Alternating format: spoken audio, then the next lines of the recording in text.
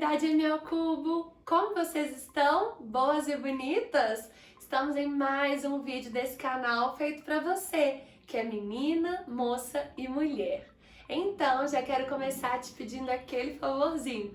Não deixe de se inscrever no canal, não deixe de dar o seu like e de compartilhar esse vídeo com outras pessoas. Se não for pedir demais, eu também quero te pedir para ficar comigo até o final. Ah, não custa nada, vai!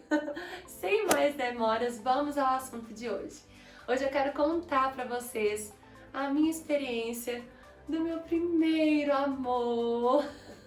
Você já se apaixonou? Já teve um crush? Ai, gente, é uma sensação tão legal, né? Eu lembro quando eu era adolescentezinha, assim, as paixões elas vinham de uma forma muito avassaladora. A perna tremia, dava um frio na barriga, o coração dava aquela leve entre aspas, né? Aquela louca taquicardia, o coração assim disparava. Você não podia ver a pessoa, você ficava meio que petrificado, não é verdade? E os crushes é uma palavra mais moderna, na minha época não se usava essa expressão. O crush seria o amor platônico, na minha época era amor platônico, que era aquele amor que você construía na sua cabeça e ele não era recíproco, você não sabia, você não falava, era uma coisa assim, eu gosto, mas eu não sei se ele gosta e na minha cabeça eu fantasio que ele gosta. Era mais ou menos isso. Mas hoje eu tô aqui pra te contar algo muito mais profundo. Eu quero compartilhar com vocês o meu primeiro amor. Então, vamos começar? Roda a vinheta!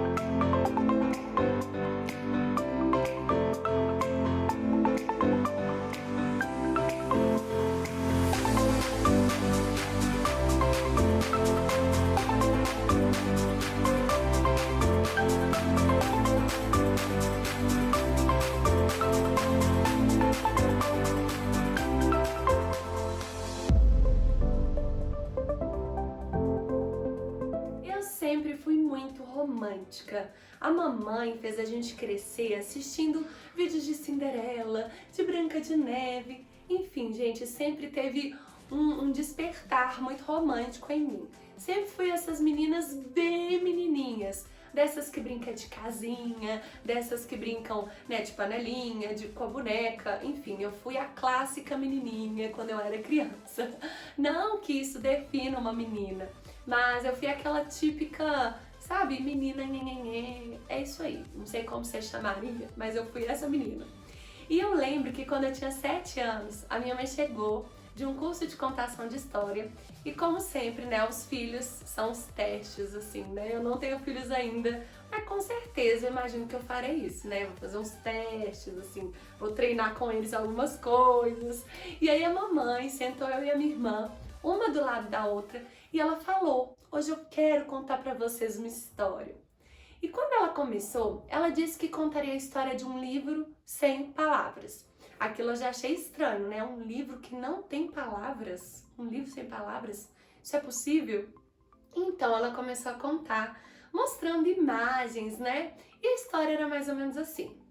Bom, meninas, hoje eu vou contar pra vocês o livro, né? A história do livro sem palavras. Um dia, mostrando uma imagem amarela, ela disse: Deus criou o homem, a sua imagem e semelhança. E aí surgiram 2 imagens amarelas. E quando Deus criou o homem a sua imagem e semelhança, em amor, em doçura, ai, o homem pecou. Vinha uma tarja preta, separando Deus do homem.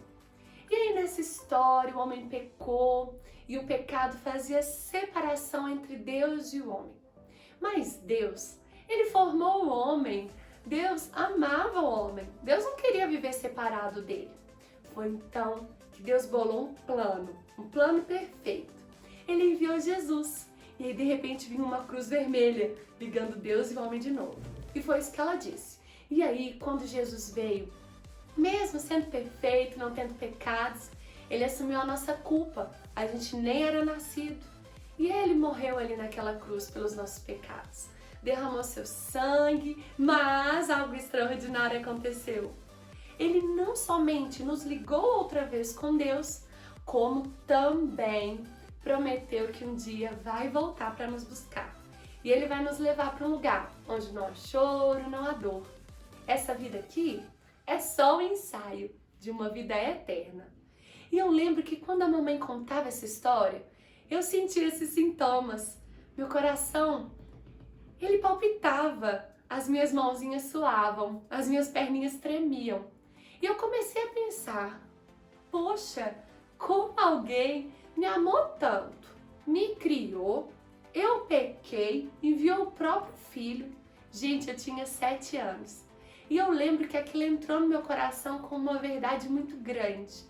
E então eu me senti tão amada, tão completa com aquela história, tão aceita, que a mamãe continuou, olha, e depois de ouvir essa história, eu queria saber se vocês querem abrir o coração para Jesus. Ele é muito educado. Ele não entra no coração da gente assim de qualquer jeito. E eu queria saber se vocês reconhecem que Jesus é o Salvador da vida de vocês. E eu lembro que naquele dia eu disse sim para Jesus. Eu disse sim, mãe, eu quero. E eu lembro que com os meus 7 anos eu fiz uma oração entregando a minha vida para Jesus, dizendo que eu era grata pelo sacrifício dele, pelo amor dele e que eu me sentia muito amada. Lembra que eu contei que eu era romântica? Enfim, eu me senti muito, muito amada e muito querida. E era engraçado que todo culto que tinha na igreja se falava de Jesus e que alguém, né, se alguém queria entregar a vida para Jesus, eu ia. A minha irmã até ficava rindo, falava, Isabela, você aceita Jesus todo dia, todo domingo que você vai na igreja, você aceita Jesus. Mas eu achava que eu tinha que dizer sim para Jesus em todas as oportunidades. E assim eu fui crescendo. Eu não tô aqui falando de religião, eu tô falando de algo muito maior. Eu tô falando do amor de Deus, o amor que Jesus tem por mim. E é isso que eu tô compartilhando com você. E eu cresci sim, frequentando uma igreja, cresci, né, me envolvendo nas atividades ali. Porém, chegou a adolescência. Quando eu tinha aproximadamente uns 12 anos, eu comecei naquela crise de adolescente, sabe? Que a gente questiona tudo. E questionamento nem sempre é ruim, porque quando os questionamentos eles vêm, eles encontram uma estrutura. E o questionamento pode fortalecer essa estrutura ou desfazer, caso essa estrutura seja uma mentira. E aí, com os meus 12 anos, eu comecei esses questionamentos a respeito desse amor de Jesus. Comecei a questionar, será que realmente Deus existe? Será que realmente Ele me ama? Será que aquilo que eu senti era autêntico, era verdadeiro? Enfim, eu estava assim numa fase de muitas dúvidas, de muitas curiosidades.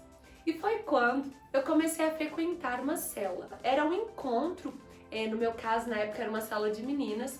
Nós nos encontrávamos e tinha um estudo bíblico. E no final eu vou confessar, na célula tinha um lanche, gente.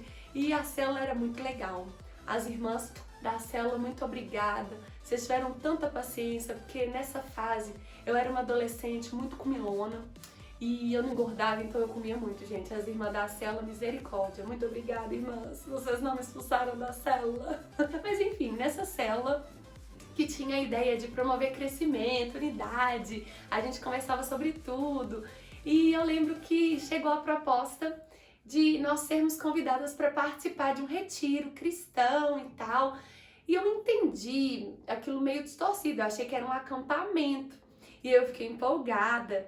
E Deus é tão bom, gente, que na época até pagaram pra mim, deram meu nome, pagaram pra mim. Eu falei, ai, é pra eu ir nesse negócio, ai que legal, vou pra um acampamento com as minhas amigas. E aí fiz a mala, né, coloquei um tanto de coisa na mala, tanta ingenuidade. E quando eu cheguei lá, eu descobri que, na verdade, aquele retiro não era um acampamento igual os que eu costumava ir de jovens, de lazer, né, que tinha música, aquela coisa toda.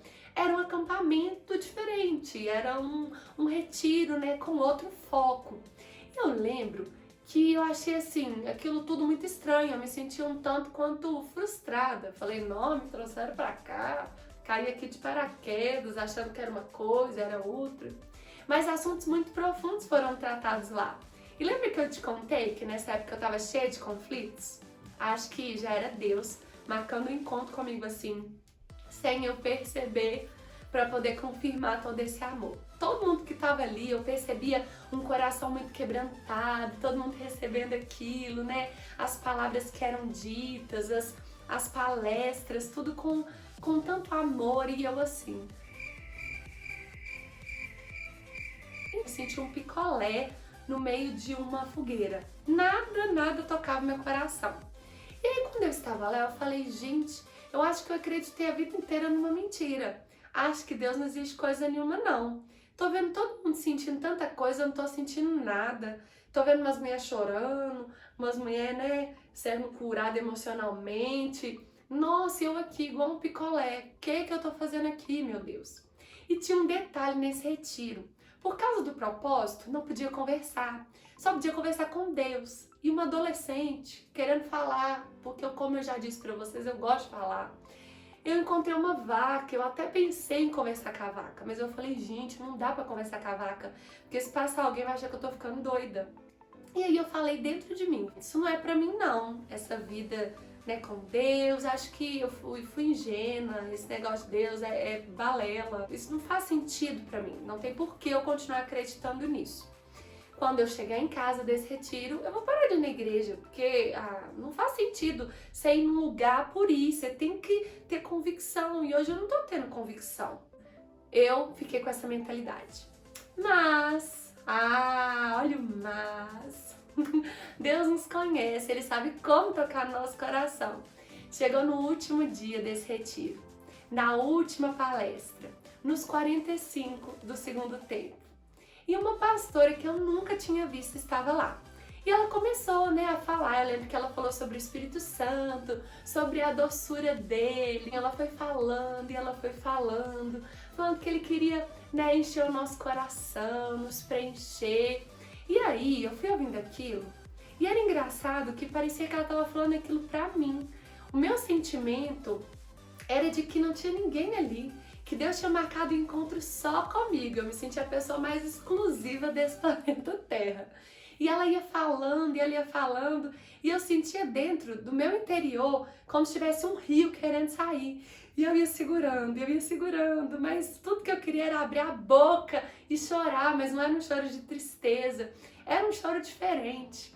E foi quando, com muita ousadia na minha mente, fui bem atrevida, eu pensei, Deus, se o Senhor realmente é real, se o Senhor realmente marcou esse encontro aqui para falar comigo, se o Senhor realmente tem um plano na minha vida, se o que eu vivi com os meus 7 anos não era uma mentira, essa mulher vai largar esse microfone, ela vai vir aqui em mim e o Senhor vai falar comigo através da vida dela. Gente, quando eu acabei de pensar, instantaneamente, a mulher colocou o microfone onde ela estava, né, o púlpito dela, e ela veio na minha direção. E lembra que eu falei com vocês que tinha um rio dentro de mim? E eu comecei a chorar, e eu chorava, e eu sentia, engraçado, chorar fala de esvaziar, mas eu sentia que eu estava sendo cheia de um amor tão grande, de um amor tão absurdo. Eu me sentia tão plena, eu me sentia num banho de amor que eu nunca tinha experimentado antes. E eu lembro que Deus usou a vida dessa mulher e ela falou coisas tão profundas, tão secretas, que só eu e Deus sabíamos. E naquele dia, o meu coração foi marcado. O amor me encontrou. E quando eu penso na minha vida, existe um marco.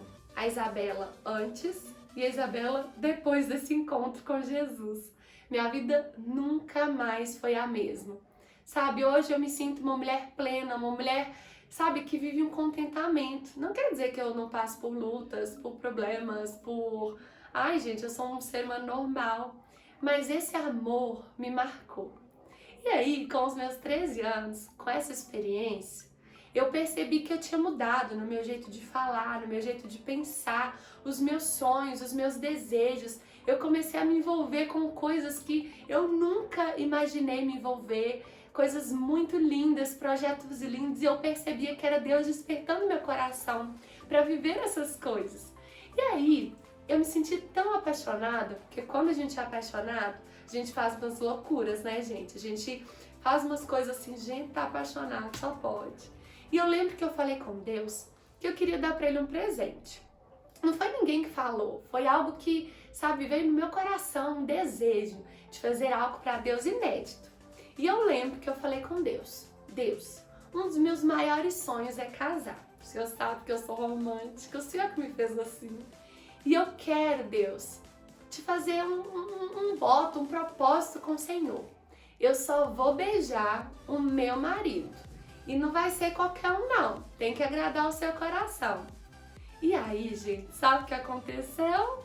Ah, isso é assunto para outro vídeo. Você vai ter que contar a sua curiosidade. Será que esse voto deu certo?